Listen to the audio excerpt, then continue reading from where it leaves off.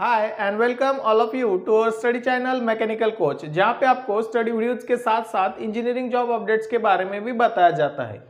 आज हम tensor quantity के बारे में देखने वाले हैं। उसके बाद कॉम्प्लीमेंट्री शियर ट्रेस क्या होता है इसके बारे में डिस्कस करेंगे और लास्ट में हम देखेंगे कि biaxial loading with shear trace, अगर बायएक्सियल लोडिंग में शियर ट्रेस भी लगता है तो उस केस में उस पर नॉर्मल ट्रेस, शियर ट्रेस या फिर उसके मैक्सिमम प्रिंसिपल प्लेन की वैल्यू कैसे फाइंड आउट करते हैं उसके फॉर्मूलेज के बारे में डिस्कस करने वाले।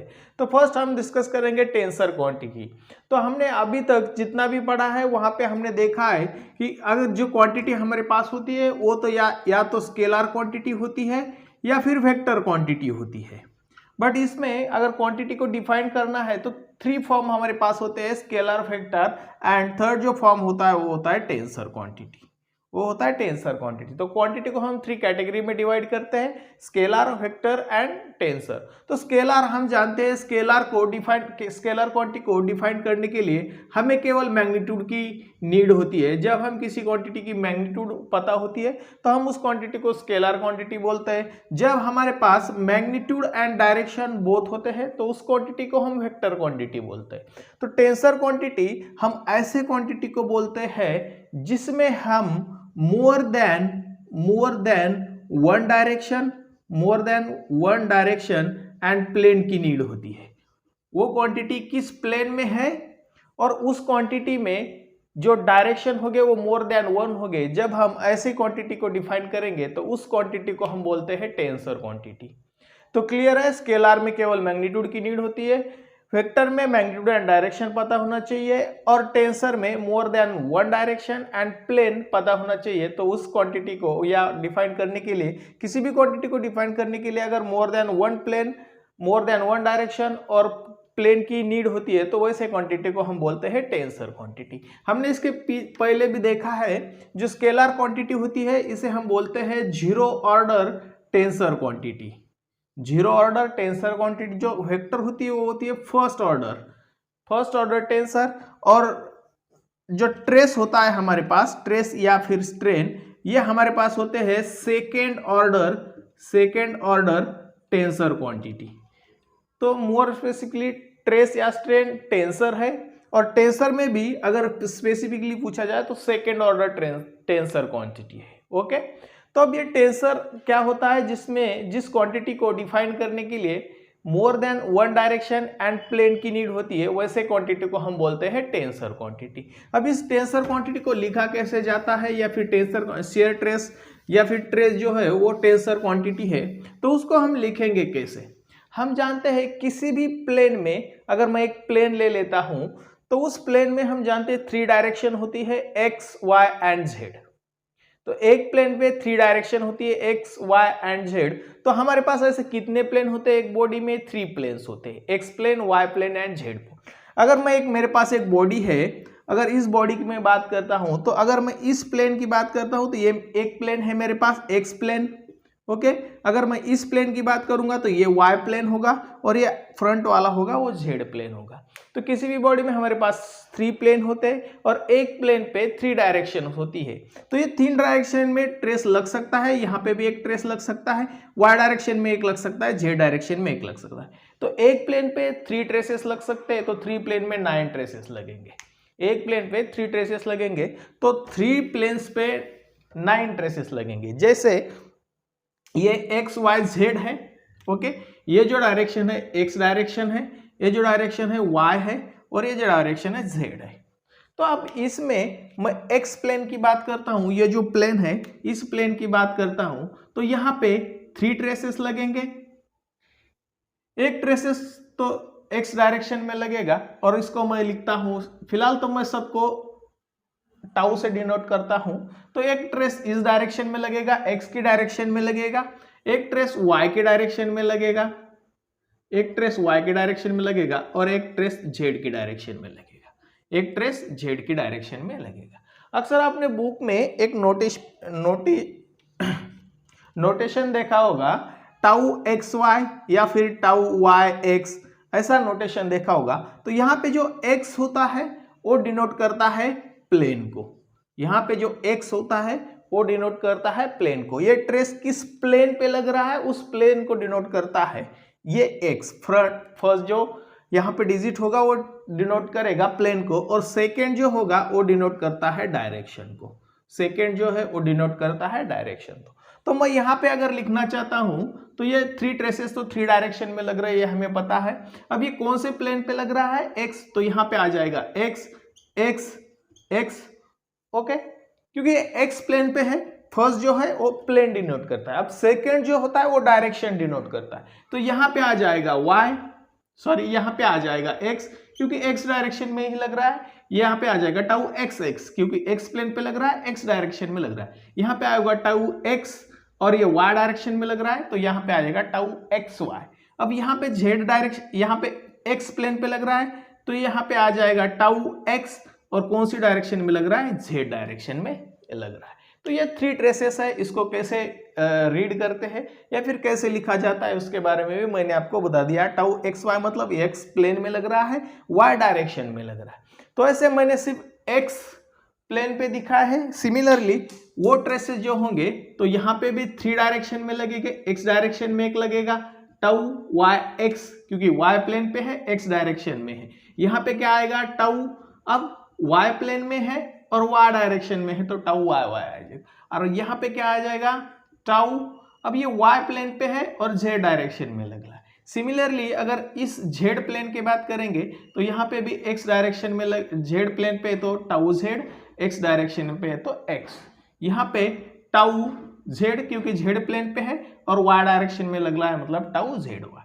अब यहाँ पे टाउ z और कौन सी डायरेक्शन में लग रहा है? z प्लेन में है और z डायरेक्शन पे लग रहा है। तो स्ट्रेस को हम ऐसे रीड करते हैं। और अगर हम इसका टेंसर लिखना चाहे, इसके टेंसर क्वांटिटी के फॉर्म में इस स्ट्रेसेस को पूरे लिखने चाहेंगे तो हमारे पास एक फॉर्मूला होता है टाउ। हम इसको मैट्रिक्स में लिखते हैं। पहले हम लिखेंगे tau x x, x plane की बात करेंगे, tau x y, tau x z. तो ये एक्स प्लेन पे लगने वाले 3 ट्रेसेस हैं, tau x x, tau x y, tau x z. Similarly y direction में लगेंगे tau y x, tau y y और टाउ वाई जेड। और यहाँ पे लगेंगे tau z x, tau z y और टाउ जेड जेड। ओके, तो ये 9 ट्रेसेस एक बॉडी में लग रहे हैं। इसको हम बोलते हैं टेंसर क्वांटिटी। तो टेंसर क्वांटिटी को, टेंसर ट्रेस को हम ऐसे लिखते हैं। अब जब हम इस मैट्रिक्स को सॉल्व करेंगे तो हमें इस बॉडी में टोटल स्ट्रेस कितना आता है वो कैलकुलेट कर पाएंगे। ये हमारे सिलेबस का पार्ट नहीं है, बट टेंसर क्या होता है और टेंसर को बेसिक आइडिया आपको पता होना चाहिए, क्योंकि इसके ऊपर गेट और आईएएस में कभी कभी क्वेश्चंस आ जाते हैं। अब हम इसमें और एक कंसेप्ट देखेंगे, कॉम्प्लीमेंट्री शियर ट्रेस क्या होता है। तो उसके लिए मैं यहाँ पे एक 2D की बॉडी निकाल लेता हूँ, 2 प्लेन में है, 2 डायमेंशनल एक बॉडी यहाँ पे मैं निकाल लेता हूँ। तो जब भी हम किसी बॉडी में कोई शेयर ट्रेस प्रोड्यूस करते हैं तो उस शेयर ट्रेस हम जो एक्सटर्नल शेयर ट्रेस बॉडी पे डेवलप होगा, तो बॉडी खुद ना खुद एक रेजिस्टेंस क्रिएट करती है। उस शेयर ट्रेस को अपोज करने के लिए बॉडी उसके अंदर एक शेयर ट्रेस डेवलप करती है। और अगर मान लीजिए मैं एक शेयर ट्रेस इस बॉडी के इस डायरेक्शन में अप्लाई कर रहा हूं, जिसकी वैल्यू है टाउ एक्स वाई, क्योंकि ये एक्स प्लेन पे लग रहा है और वाई डायरेक्शन में लग रहा है। ओके, तो अब ये ट्रेस जो है वो हम एक्सटर्नली डेवलप कर रहे हैं बॉडी के अंदर। तो इस ट्रेस को रेजिस्ट करने के लिए ये जो बॉडी होगी वो बॉडी के अंदर खुद एक रेजिस्टेंस शियर ट्रेस डेवलप करेगी, और वो जो ट्रेस लगेगा वो इस ट्रेस की डायरेक्शन के अपोजिट लगेगा, म्यूचुअली परपेंडिकुलर प्लेन पे एक्ट होगा और इक्वल इन मैग्नीट्यूड होगा। वैसे शियर ट्रेस को हम बोलते हैं complementary shear trace.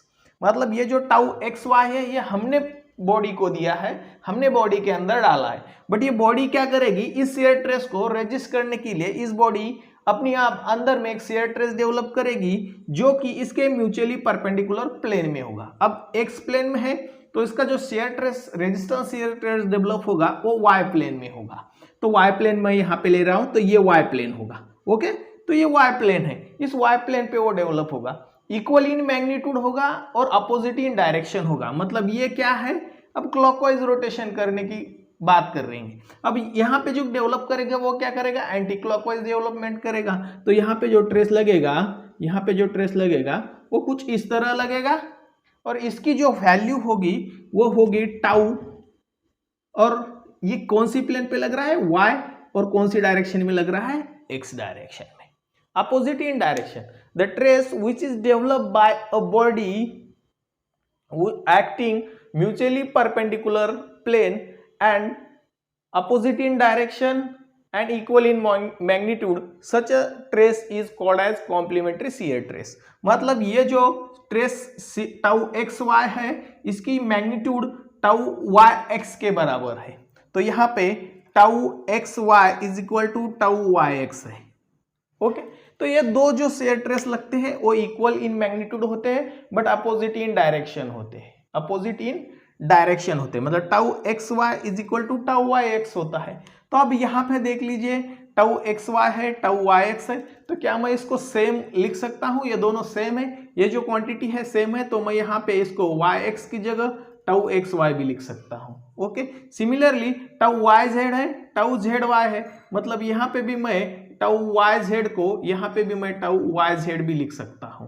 Okay, tau x Z है, टाउ जेड एक्स है, तो यहाँ पे भी सेम आएगा, टाउ एक्स जेड भी मैं इसको लिख सकता हूँ।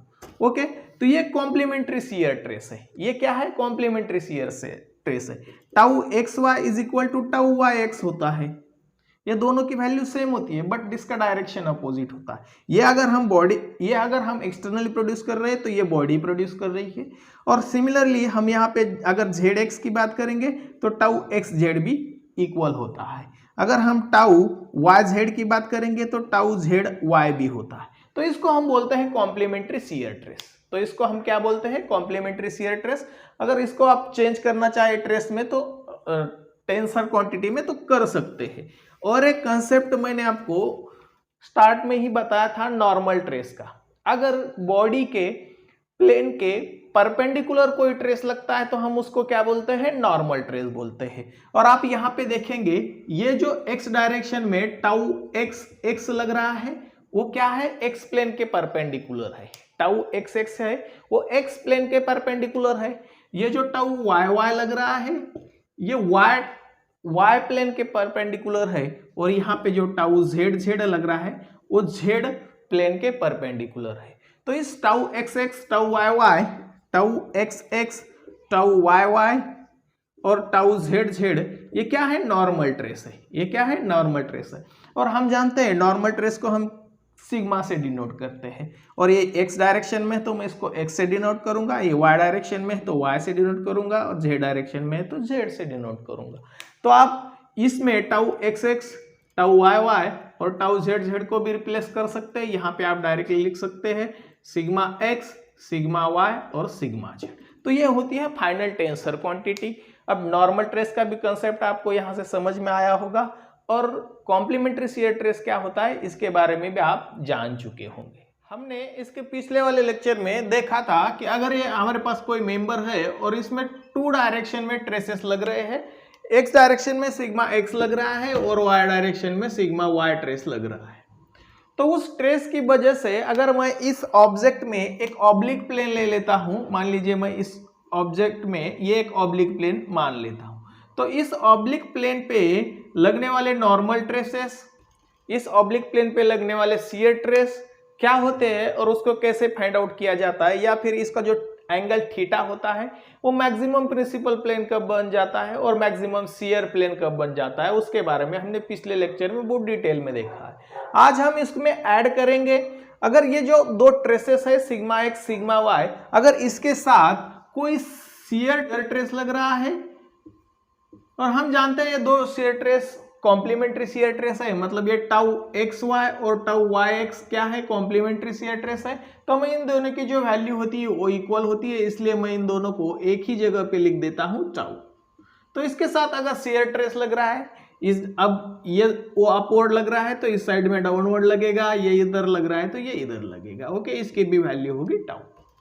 ओके, तो अगर ऐसा कोई न्यूमेरिकल आपके पास है या फिर ऐसा कोई सॉल्यूशन आपको करना है, तो उस केस में इसके नॉर्मल ट्रेसेस क्या होंगे, या इस ट्रेस में इसके शेयर ट्रेस कैसे फाइंड आउट करते हैं उसके बारे में देख लेते हैं। तो हम अभी तक पढ़ा था हमने नॉर्मल ट्रेस, अगर मैं शेयर ट्रेस को यहाँ पे नहीं ले रहा हूँ, ये जो शेयर ट्रेस है अगर इसको मैं नहीं मान लेता हूँ, तो पिछले लेक्चर में हमने देखा था जो नॉर्मल ट्रेस है उसको फाइंड आउट करने के लिए हमारे पास फॉर्मूला होता है sigma x plus sigma y divided by 2 plus sigma x minus sigma y divided by 2 cos 2 theta. Okay, cos 2 theta. जब ये शेयर ट्रेस यहाँ पे नहीं होगा, जब मैं शेयर ट्रेस नहीं होता था तब हमारे पास ये फॉर्मूला था। उस ऑब्लिक प्लेन पे, ये जो ऑब्लिक प्लेन है अगर मैं इसको ए बी मान लेता हूं, ये जो ए बी ऑब्लिक प्लेन है, तो इस प्लेन पे लगने वाला नॉर्मल ट्रेस हम इस फॉर्मूले से फाइंड आउट करते थे। अब अगर इसमें शेयर ट्रेस नहीं है, ये कंडीशन है, अगर इसमें हमें शेयर ट्रेस फाइंड आउट करना है तो हम जानते हैं इसका शेयर ट्रेस हम फाइंड आउट करते थे sigma x minus sigma y divided by 2 sine 2 theta, sine 2 theta. इस फॉर्मूले से हम इसमें इस ए बी जो प्लेन होगा इस पे लगने वाला शेयर ट्रेस फाइंड आउट करते थे। अब हम इसमें शेयर ट्रेस ले रहे हैं, इसमें शेयर ट्रेस की वैल्यू ऐड कर रहे हैं टाउ, इसमें शेयर ट्रेस की वैल्यू ऐड कर रहे हैं टाउ। तो इसकी वजह से इस फॉर्मूले में जो चेंजेस होगा वो मैं आपको डायरेक्टली बता देता हूं, वही याद रखिएगा, डेरिवेशन करने की नीड नहीं होगी। तो यहां पे आ जाता है plus tau x y sine 2 theta, tau x y sine 2 theta, और शेयर ट्रेस के साथ में आ जाता है minus tau x y cos 2 theta, tau x y cos 2 theta. तो ये चीज याद रखिएगा, अगर बायएक्सियल लोडिंग कंडीशन है और साथ में आपको शेयर ट्रेस भी दिया हुआ है तो उसका जो फॉर्मूला होता है वो सिर्फ यहाँ पे चेंज होता है। नॉर्मल ट्रेस में plus tau x y sine 2 theta आएगा और शेयर ट्रेस में minus tau x y sine 2 theta आ जाएगा। तो इस फॉर्मूले से इस कंडीशन में हम नॉर्मल ट्रेस और शेयर ट्रेस की वैल्यू फाइंड आउट कर सकते हैं। अब इसके बाद हमने देखा था resultant stress sigma under root, अगर आपको इसका रिजल्टेंट पूछा गया है तो हम जानते हैं resultant stress is nothing but under root of sigma n square plus tau square होता है। ओके, अब इसमें अगर आपको प्रिंसिपल प्लेन की बात करेंगे, इसमें प्रिंसिपल प्लेन फाइंड आउट करने को बोलेगा तो उस केस में हम जानते हैं प्रिंसिपल प्लेन हम ऐसे प्लेन को बोलते हैं जहां शेयर ट्रेस की जो वैल्यू होती है वो 0 होती है। जिस प्लेन पे शेयर ट्रेस 0 होता है वैसे प्लेन को हम प्रिंसिपल प्लेन बोलते हैं। मतलब इस वैल्यू को इज इक्वल टू 0 होना पड़ेगा, ये शेयर ट्रेस 0 होगा तो इस वैल्यू इज इक्वल टू 0 हो जाएगी। मतलब ये जो वैल्यू हमारे पास है sigma x minus sigma y divided by 2 sine 2 theta minus tau x y cos 2 theta is equal to 0। जिस प्लेन पे होगी उस प्लेन को हम बोलेंगे प्रिंसिपल प्लेन, क्योंकि यहाँ पे shear stress tau is equal to 0 हो गया। अब अगर मैं इसको इस तरफ लेके जाता हूं तो ये आएगा sigma x minus sigma y divided by 2 sine 2 theta is equal to tau x y cos 2 theta.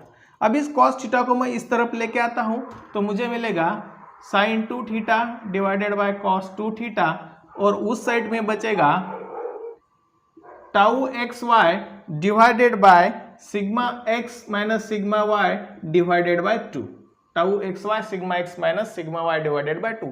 तो sine 2 theta divided by cos 2 theta हम जानते हैं tan 2 थीटा होता है, tan 2 थीटा होता है, और यहाँ पे 2 ऊपर जाएगा तो आ जाएगा 2 tau x y divided by sigma x minus sigma y.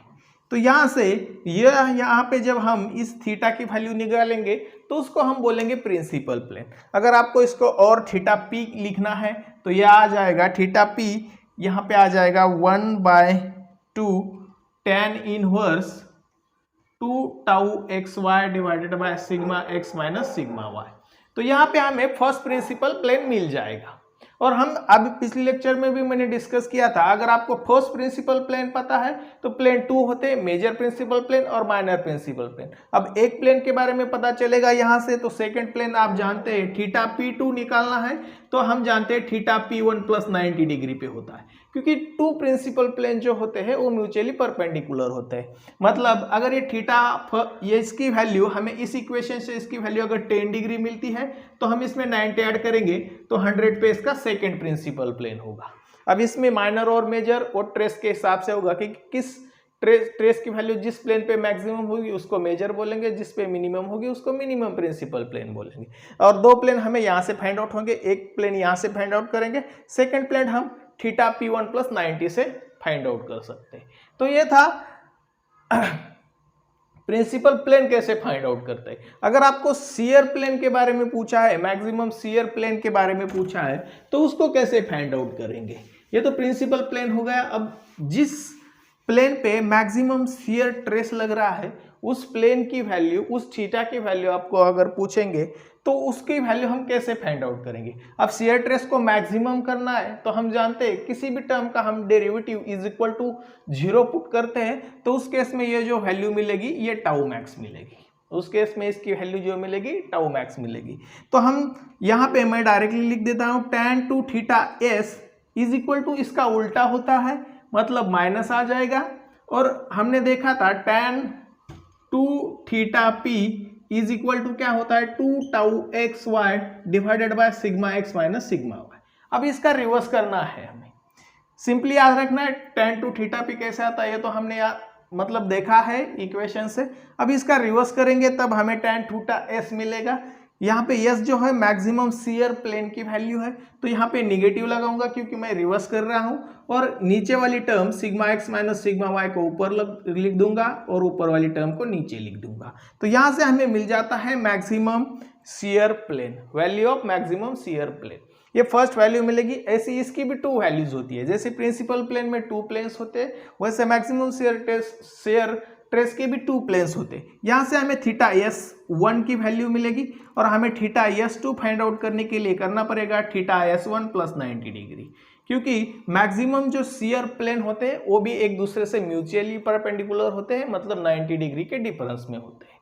अब यहाँ से एक इंपॉर्टेंट कंक्लूजन मिलता है जो कि अक्सर एग्जाम में पूछा जाता है, tan 2 theta p into tan 2 theta s is equal to -1। ये जो रिलेशन है वो अक्सर एग्जाम में पूछा जाता है।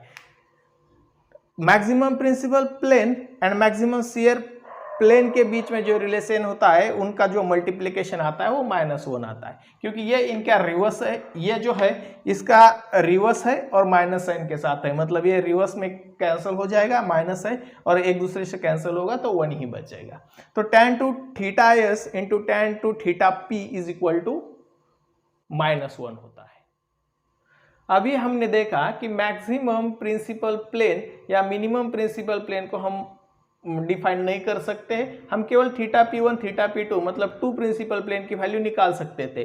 वैसे सिमिलरली शियर ट्रेस में भी 2 शियर ट्रेस प्लेन की वैल्यू हम निकाल सकते थे, बट इसमें कौन से प्लेन पे मैक्सिमम होगा या कौन से प्लेन पे मिनिमम होगा उसको फाइंड आउट करने के लिए हमें मैक्सिमम शियर ट्रेस या मैक्सिमम नॉर्मल ट्रेस की वैल्यू पता करनी होगी, मिनिमम नॉर्मल ट्रेस की वैल्यू पता करनी होगी। तो उसके लिए एक जनरल फॉर्मूला होता है sigma max maximum normal stress या sigma minimum normal stress is equal to sigma x plus sigma y divided by 2 plus sigma plus minus under root of sigma x minus sigma y divided by 2 bracket square plus tau square. अगर आपको maximum normal stress find out करना है तो आप लिखेंगे sigma x plus sigma y divided by 2, यहाँ पे plus sign का यूज करेंगे। अगर आपको मैक्सिमम नॉर्मल ट्रेस की वैल्यू फाइंड आउट करना है तो यहाँ पे प्लस साइन लेंगे, under root sigma x minus sigma y divided by 2 bracket square plus tau square. Okay, bracket square plus tau square. अगर आपको minimum normal stress find out करना है तो sigma x plus sigma y divided by 2, अब यहाँ पे minus sign लेंगे। Okay, और under root sigma x minus sigma y divided by 2 bracket square plus tau square, bracket square plus tau square. तो यहाँ से हम maximum normal stress minimum normal stress की वैल्यू फाइंड आउट कर सकते हैं। अगर आपको मैक्सिमम शियर ट्रेस पूछा गया है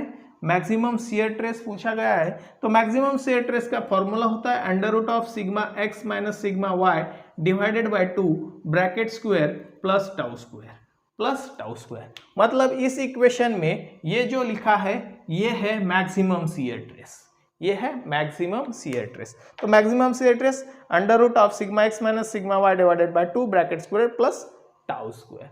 अब आप मैक्सिमम शियर ट्रेस में अगर आपको फाइंड आउट करना है तो एक अलग फॉर्मूला होता है, वो होता है sigma max minus sigma minimum divided by 2 ये फॉर्मूला बहुत बार एग्जाम में पूछा गया है, इसके ऊपर बहुत बार न्यूमेरिकल आ चुके हैं। क्योंकि सिग्मा मैक्सिमम हमारे पास होगा इन नॉर्मल प्लेन पे, जो ऑब्लिक प्लेन होगा उस पे जो नॉर्मल ट्रेस लगेगा उसकी मैक्सिमम वैल्यू होगी सिग्मा एक्स, उसको इस फॉर्मूले से फाइंड आउट करेंगे। सिग्मा मिनिमम इसको इस फॉर्मूले से फाइंड आउट करेंगे, और आपको अगर मैक्सिमम बोला है तो हम डायरेक्टली लिखेंगे sigma x minus sigma max minus sigma min divided by 2। मतलब जो norm maximum principal plane and minimum principal stress होगा उसका डिफरेंस लेंगे और उसको 2 से डिवाइड करेंगे, तब हमें मैक्सिमम शियर ट्रेस मिलता है। Maximum principal stress minus minimum principal stress divided by 2 is equal to maximum shear stress. तो ये रिलेशन आप जरूर याद रखिएगा, बहुत बार एग्जाम में रिपीट हुआ है।